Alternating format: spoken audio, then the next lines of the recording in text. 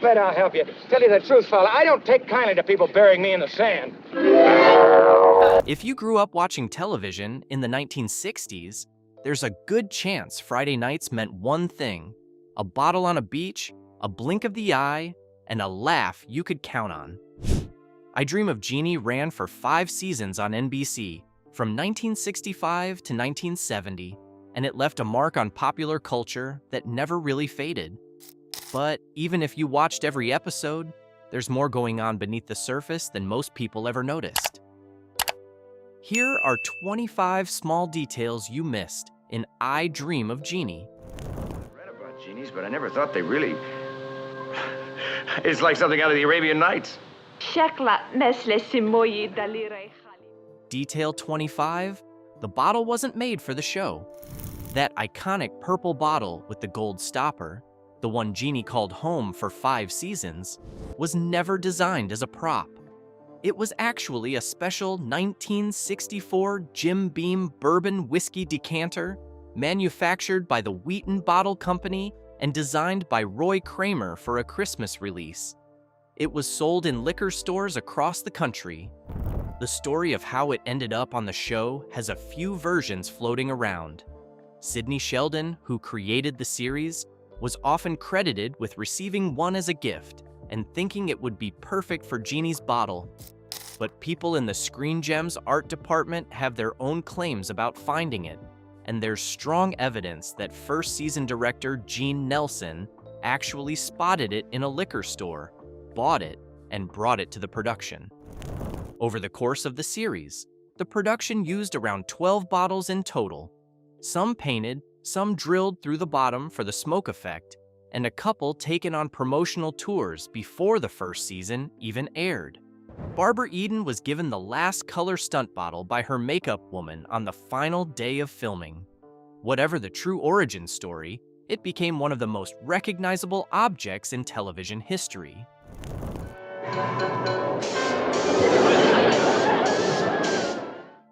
Detail 24. The bottle was originally green, not purple. In the very first season, Jeannie's bottle looked nothing like the vibrant purple vessel audiences later came to associate with the show.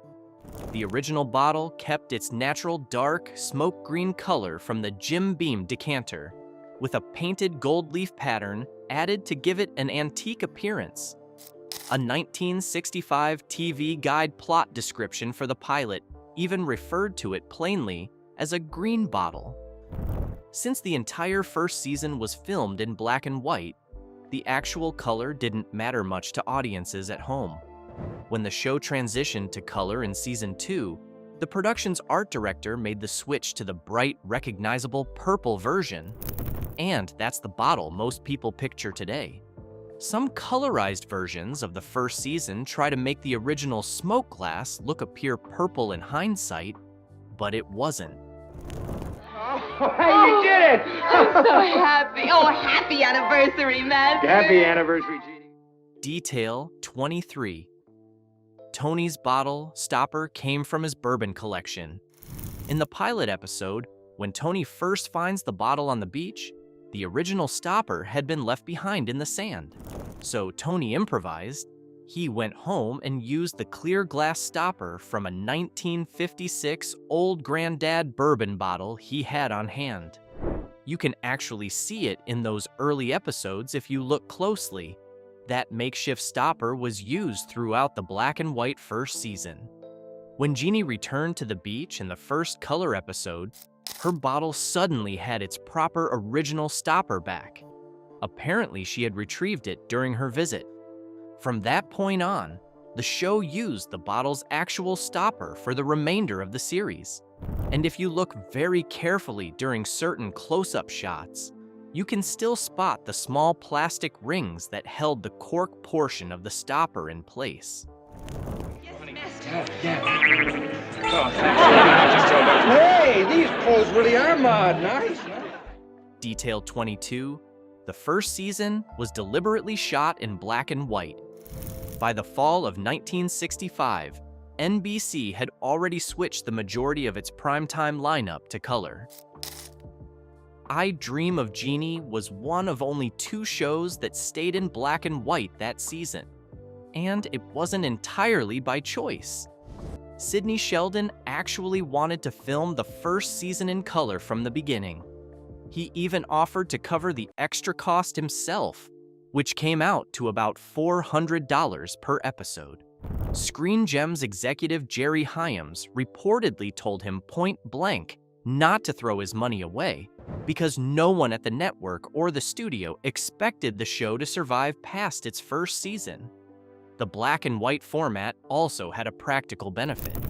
It made the photographic effects used for Jeannie's magic easier to achieve at the time.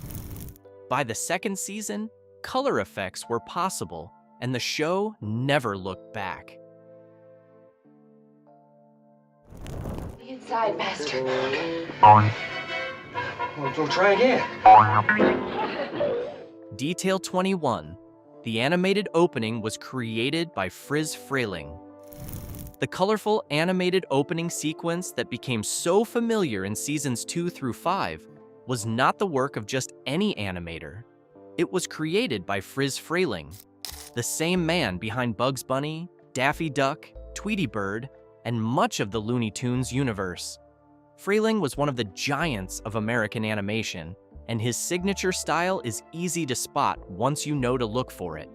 He actually created both versions of the animated opening, the one used in the latter half of Season 1 and the expanded, revised version that carried the show through its color run.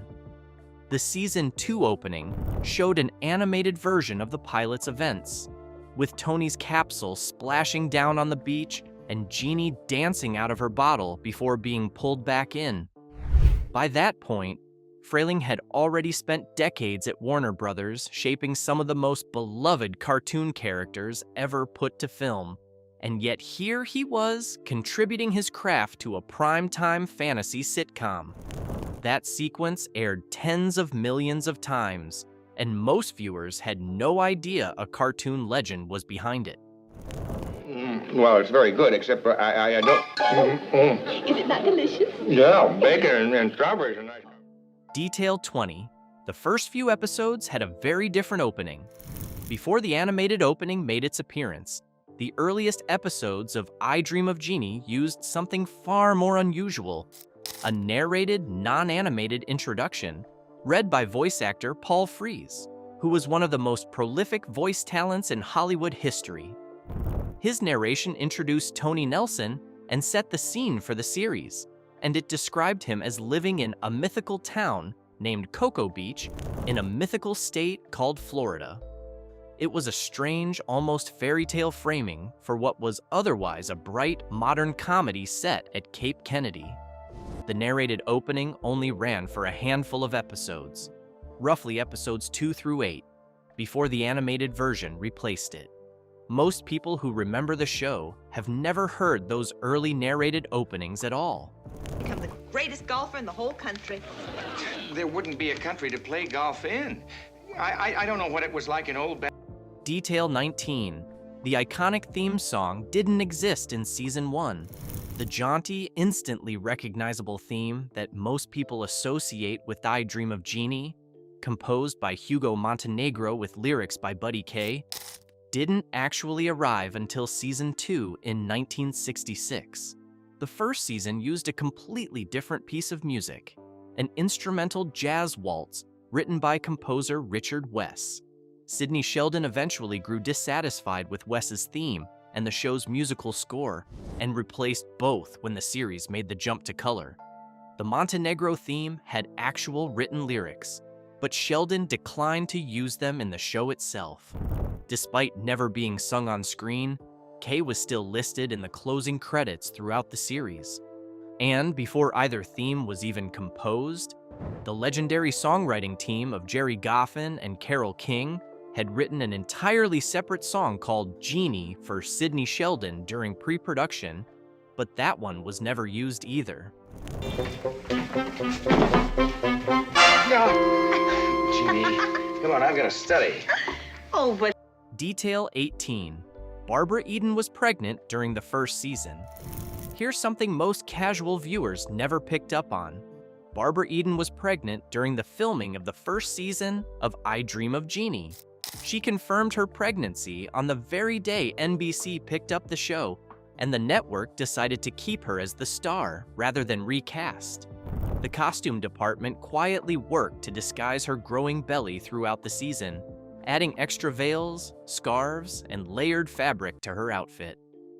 Larry Hagman later recalled that the production filmed the first 10 episodes back-to-back as fast as they could because Eden was visibly changing. Eden herself joked in a documentary years later that she looked like a walking tent. There is one episode, Whatever Happened to Baby Custer, where her pregnancy is actually visible if you look closely while she is wearing a one-piece swimsuit. She gave birth to her son during the show's hiatus between seasons. Order now. Hey, look who's here all the way from... Roger. Are you kidding? Don't you recognize him? Raj. Wait a minute. Detail 17, the belly button. Rule: started with a reporter, not a censor. One of the most talked about pieces of trivia about the show is that NBC censors banned Barbara Eden's belly button from ever appearing on screen. The reality is a little more complicated. For most of the early run, no one at the network said a word about it. The situation changed when a reporter from The Hollywood Reporter visited the set and kept pressing Eden to show him her navel. She jokingly told him she charged for a peek and kept raising the price each time he asked. He published a piece about it, other outlets picked it up, and suddenly it was a national conversation. Producer George Schlatter then announced plans to premiere Eden's navel on television, which sent NBC executives into a full panic. The network held an actual boardroom meeting to discuss the matter. Eden later recalled that producer George Schlatter said he had never seen so many suits sitting around a table in his life discussing someone's anatomy. From that point on, a formal rule was put in place. A media story had become policy, and it stayed that way for the rest of the series. Tonight, tomorrow night, and the next. Detail 16. Everyone else's belly button was fine. Here's the irony that always stood out to sharp-eyed viewers. The belly button rule applied exclusively to Barbara Eden. During the episode, Jeannie Goes to Honolulu, the Season 3 Hawaii installment, several women in bikinis walk around in the background with their navels completely in view. Emmeline Henry, who played Amanda Bellows, is also seen in the episode wearing low-rise jeans and a short top that clearly shows her midriff. NBC's concern was so narrowly focused on Eden specifically that no one else on the same set was subject to the same restriction. Eden herself acknowledged this inconsistency with good humor over the years, noting that she had pants that covered everything except her arms, while other cast members walked around freely. They're gonna send her to the moon, and you've got to help me get her out. Well, of course, darling. In 20 or 30 years. Detail 15. Jeannie's hair wasn't really Barbara Eden's. That high blonde ponytail sitting perfectly atop Jeannie's head every episode? It belonged to a wig, not to Barbara Eden. At the time she was filming the series, Eden's natural hair was cut short, only about 4 inches long, styled into a pixie cut. To achieve Jeannie's signature look, her makeup and hair team would style her short hair forward at the front, then braid the rest back close to the head, so a ponytail wig could be clipped on cleanly. Despite the relatively straightforward concept, the full hair and makeup process for her Jeannie look took around 3 hours every single filming day. The wig itself became just as iconic as the costume. That combination of the pink outfit and the towering blonde ponytail is one of the most recognizable visual signatures in the entire history of American television. Spare him? You will come with me willingly? Yes, if you will set him free. Jeannie, I can't let you do that. Oh, if I do not, he will kill you, Master. Detail 14. It was Barbara Eden's idea to make the costume pink. The famous pink harem costume that defined Jeannie's look throughout the series was not handed down from above by a costume designer or a producer. It was Barbara Eden's own choice. She pushed for the pink color specifically, feeling it suited the character's warm, playful personality. She was also the one who suggested adding the purple trim to Jeannie's bottle, giving it the distinctive two-tone look it carried through the color seasons. The parachute-style pants did come with some practical headaches, though. The thin chiffon fabric would tear easily. Sometimes Eden's own heel would catch it, and sometimes Larry Hagman or another cast member would accidentally snag it. The special effects smoke used for Jeannie's magical appearances also caused the pants to shrivel and shrink from the heat, requiring frequent repairs and replacements. Jeannie, you can come out now. Detail 13. Getting into the bottle required climbing an 8-foot ladder. The interior of Jeannie's bottle, that cozy, richly decorated space she retreated to whenever she needed a moment alone, was an actual full-size set built on a soundstage. It wasn't a small insert or a camera trick. And to get there, Barbara Eden had to climb an 8-foot ladder every time a scene called for it. The set itself was elaborate enough to film in properly, complete with cushions, draperies, and all the furnishings you'd see on screen. But access to it was entirely a matter of physical effort. It is one of those small behind-the-scenes realities that tends to surprise people who imagine the whole thing was accomplished with clever angles or miniatures. Eden made it look effortless on screen, which was rather the point. Audiences were never supposed to think about the logistics of a Jeannie climbing a ladder to reach her bottle. Goodbye.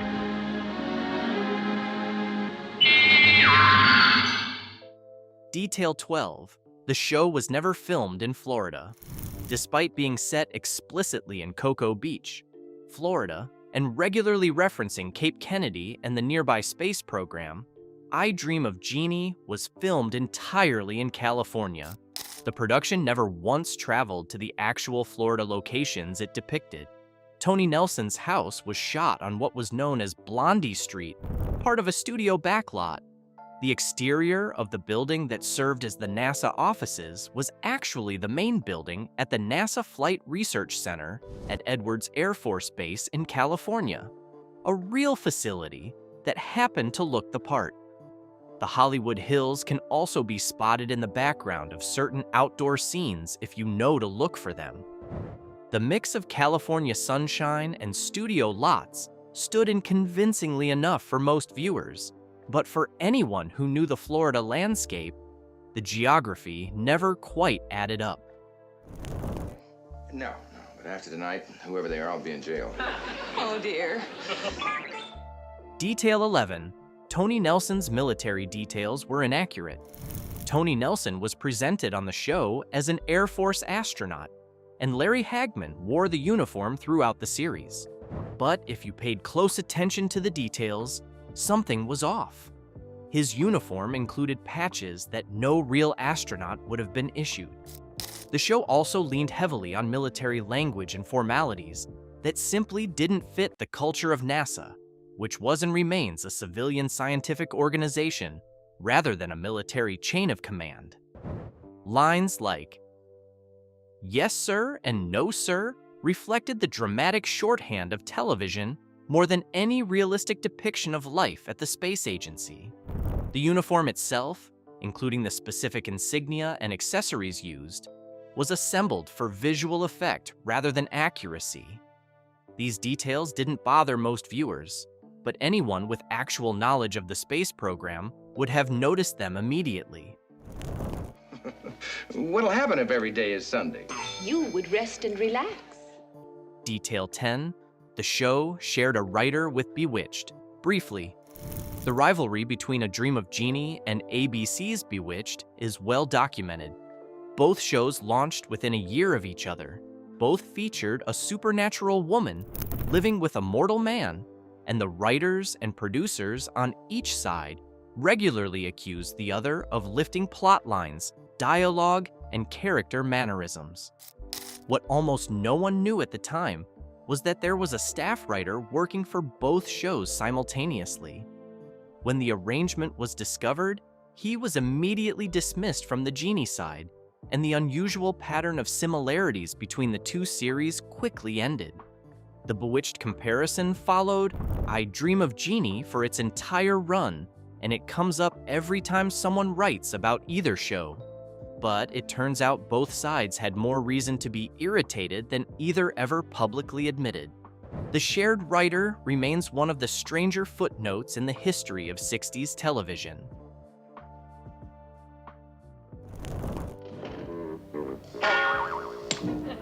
Hello, Master Darling. Are you ready to take me to lunch? Detail 9. Sidney Sheldon stopped taking credit for his own scripts. Sidney Sheldon created the show and wrote extensively for it throughout its run. But during seasons 3 and 4, he quietly stopped putting his own name on his scripts. Instead, he used a rotating series of pen names for the episodes he wrote. The exact reasons were never formally explained, but it was an unusual move for the series' own creator to essentially write anonymously on his own production. Sheldon went on to become one of the most commercially successful novelists of the 20th century after leaving television, with titles like The Other Side of Midnight and Bloodline reaching the top of bestseller lists around the world. He was also the creator of The Patty Duke Show and later Heart to Heart. But I Dream of Jeannie remains the TV property most associated with his name. Trade my master for 50 sheiks. Oh, now, how do you know? You haven't even seen him yet. He can be pretty... Detail 8. Jeannie's backstory was quietly rewritten mid-series. In the first season of the show, the explanation for how Jeannie became a genie was specific.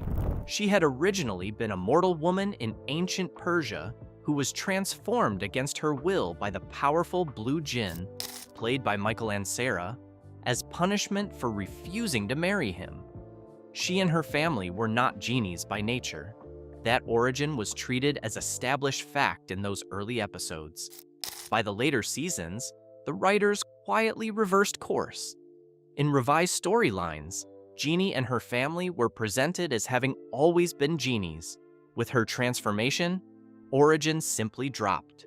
Only the blue djinn's rejection and her imprisonment in the bottle were kept as part of the story. No formal explanation was ever given for the change, and most viewers watching in syndication never noticed the shift because the two versions of her backstory were spread across different seasons. Master is like, but mine's a drag. Oh, not my Major Nelson. He is a wonderful man. Detail 7. Barbara Eden played both Jeannie and her evil sister. Not only did Barbara Eden carry the show as the lead for 5 seasons, she also played Jeannie's brunette evil sister in 9 separate episodes, including the series finale. The sister was given the same name, Jeannie. It created a confusing situation on screen by design, with the two characters regularly being mistaken for each other by Tony and the rest of the cast. Playing both roles simultaneously required Eden to handle scenes where she was essentially performing opposite herself, something that was technically demanding given the era's available camera and editing tools. Michael Ansara, who was Barbara Eden's real-life husband at the time, appeared in the same episodes as the Blue Djinn and other characters, making the casting of those particular episodes something of a family affair. Ansara also directed 1 episode of the series. Jeannie, come out! Detail 6. There was a real contest to guess the safe combination. In the 3rd season, a 4-part episode called Jeannie, Who's Got the Genie, ran over 4 consecutive weeks in January and February of 1968. The plot involved Jeannie being locked inside a safe headed for the moon, with an explosive set to go off if the safe was forced open or the wrong combination was entered. The tension of the storyline was extended by a real audience contest. Viewers were invited to guess the safe's combination before the final episode aired. The combination, 497, wasn't actually decided until just before the last part went to air, at which point Larry Hagman's voice saying it was dubbed in after the fact. To keep the combination a secret during filming, the camera was always positioned so Hagman's mouth was hidden behind the safe when he opened it, or the shot shifted to Eden. It was a clever piece of production problem solving that most viewers watching at home never would have detected, even if they were paying close attention to the screen. Barbara Eden herself announced the winning contestant over the closing credits of the finale. Dominate me! I've always wanted to be dominated! What happened to her? Detail 5. Larry Hagman was struggling seriously behind the scenes. What audiences saw on screen was a cheerfully exasperated astronaut trying to keep up with an unstoppable Jeannie. What was happening behind the scenes was considerably less lighthearted. Larry Hagman was dealing with serious alcohol and drug problems throughout the run of the show. Barbara Eden wrote candidly about it in her memoir, Jeannie Out of the Bottle, describing Hagman arriving on set and drinking heavily through the day, retreating to his dressing room between scenes. He would also become frustrated with what he felt were repetitive, weak scripts, and those frustrations sometimes boiled over on set. None of it showed in the final product in any consistent way. Hagman was a skilled enough performer to deliver his performance regardless. But it created a difficult working environment that Eden described as genuinely taxing over the years. What are you doing here? My lips are sealed. Detail 4. Groucho Marx, Sammy Davis Jr., and others played themselves. Throughout its 5 seasons, I Dream of Jeannie brought in a number of real celebrities to appear as themselves within the fiction of the show. Groucho Marx, still widely known at the time as the host of You Bet Your Life, made an appearance, as did Sammy Davis Jr., Milton Berle, Don Ho, and Judy Carn and Artie Johnson from Rowan and Martin's Laugh-In. These cameos were common in the variety show adjacent comedies of the era and gave each episode a sense of occasion when they appeared. For audiences watching at home in the late 1960s, seeing a familiar face from another show or the entertainment world drop into Cocoa Beach was a genuine treat. There was something wonderfully casual about it, as if the whole of American entertainment existed in one big connected neighborhood, and anyone might knock on Tony Nelson's door at any given moment. It was part of the informal, interconnected quality that made network television in that decade feel like a shared cultural living room. I can hardly wait to hear you sing. I'm sorry, lady, but I don't sing. Neither do I. Detail 3. Tommy Boyce and Bobby Hart appeared in an episode. In the season 3 episode, Jeannie, the Hip Hippie, Jeannie assembles a rock band that features Tommy Boyce and Bobby Hart, the songwriting duo who wrote some of the most enduring hits recorded by the Monkees, including Last Train to Clarksville. At one point during the episode, an instrumental version of that song can be heard playing in the background.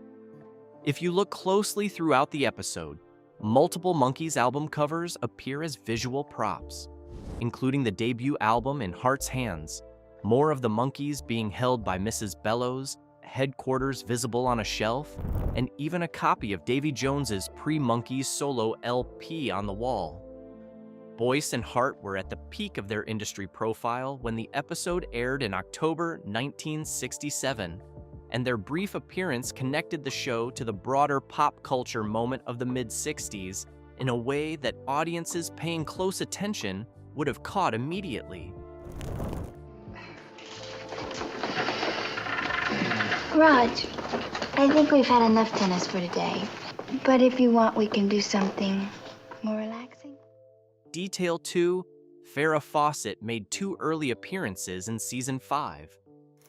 7 years before she became a household name in Charlie's Angels, a very young Farrah Fawcett appeared in I Dream of Jeannie during its final season in 1969. She appeared in 2 separate episodes, both times playing a character connected to Roger Healy, once as his tennis date, Tina in See You in CUBA, and again in My Sister, the Home Wrecker. The appearances were among Fawcett's earliest television credits, and she had no particular name recognition at the time. Looking back now, those 2 small guest roles have an almost eerie quality, a future icon of 70s television making brief, forgettable appearances in one of the defining shows of the decade just before it. Most people watching the original broadcast in 1969 would have had no reason to take notice.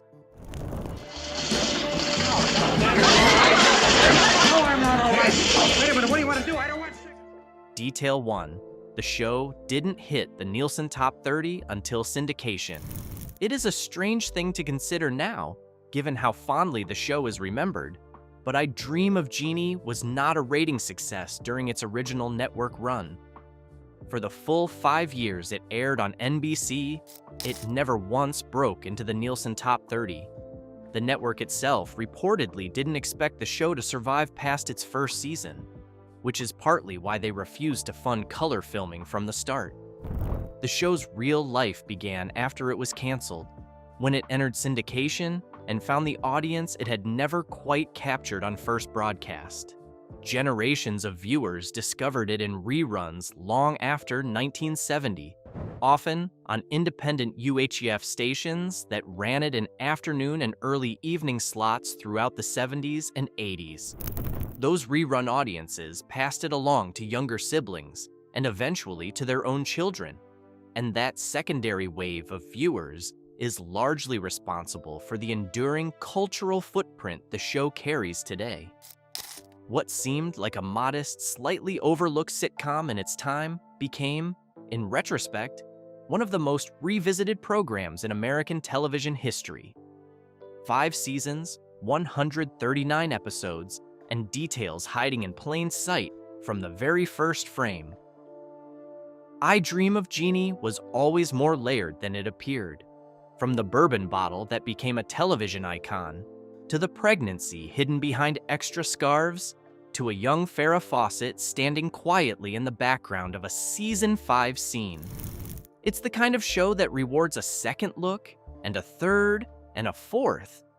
Every single time you sit down with it, something new tends to catch your eye. If you enjoyed this one, go ahead and hit that like button. It genuinely helps the channel, and it lets us know you want more deep dives like this one. Subscribe if you haven't already, because there's plenty more where this came from. And if there's a show or a film you'd love to see covered next, drop it in the comments. We read everyone.